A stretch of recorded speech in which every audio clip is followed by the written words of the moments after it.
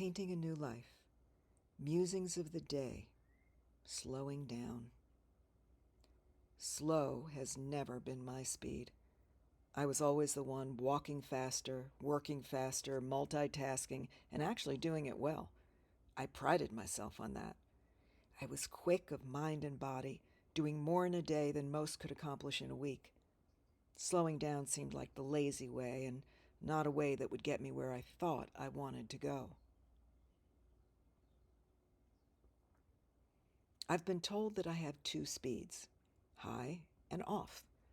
What that really means is going at warp speed and then crashing hard, only to get up and start the cycle all over again. I've also been told that this is common with those who have suffered trauma and deal with anxiety and depression. We're in a race to outrun the terror, the next anticipated attack, always running for our lives. The problem with living this way is that over time it breaks us down, physically and emotionally. This is not a sustainable way to live, though I've given it my very best shot for a long time. It's basically all I've known until now.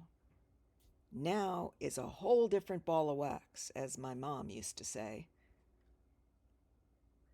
The reality of now is that I have to slow down. I need to create a life and a way of working that in the past would have seemed lazy to me. No more nose to the grindstone to get where I want to go, because where that got me was nowhere I ever wanted to be. Truthfully, there's nowhere to go anyway. Life is happening now, not in some imagined future of my mind's creation. So the new painting has to express what is so now.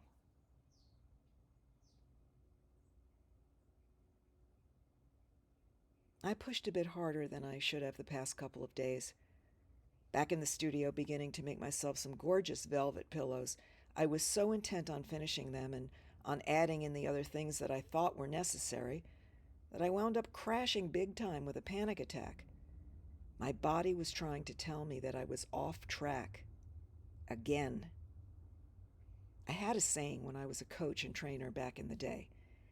Your mind will always deceive you, but your body never lies. And here I am eating my own words, having to remember once again that just because it felt good to overwork, it wasn't what I needed to be doing. It took me off my healing path and back into an old pattern. Old patterns are so hard to break. It can be terrifying, actually. Patterns of thought and behavior are created because on some level, they help us feel safer and more control of our lives. When I became aware of the patterns that were actually harming me rather than adding to my well-being, I made myself a promise to reprogram myself and live in a different way. As an old behavior surfaces, my gut instinct is now telling me that instead of keeping me safe, it's taking me way off track and threatening my actual survival, hence the panic attack. My body was telling me to stop and look. Yes, my survival was at stake, but not in the way I used to think it was. In the past, I was running from an imaginary threat, something I thought might happen if I deviated from my behavior. This time, it was a real threat to my actual survival, telling me that if I didn't slow down and take a look, I was going to die.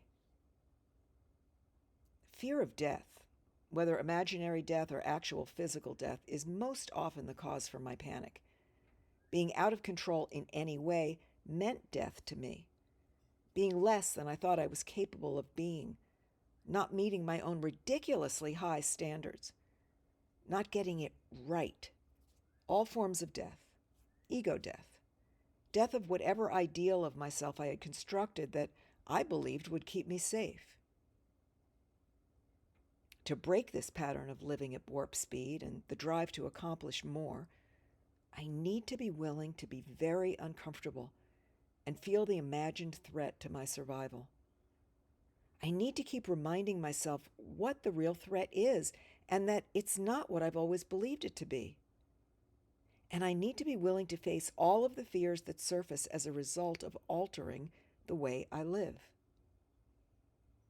Facing the truth can be a bitch sometimes, but I remember the old saying, The truth will set you free, but first it will piss you off. I know in my heart that slowing down is what I need to do, and that whatever comes of that will certainly hold more freedom for me than the race to survive some imagined threat. So I'm going to go outside in the unexpected warmth of an early March day, curl up with my booby pillow and listen to the birds, accomplishing nothing other than being alive. My invitation to you: experiment for one day. What would it feel like to slow your pace just for a day? Do something you ordinarily rush through more slowly, like folding your laundry or eating a meal. Notice how you feel in your body and the possible discomfort in your mind. Be willing to take your time just for one day. In reality, there's nowhere to get to other than exactly where you already are.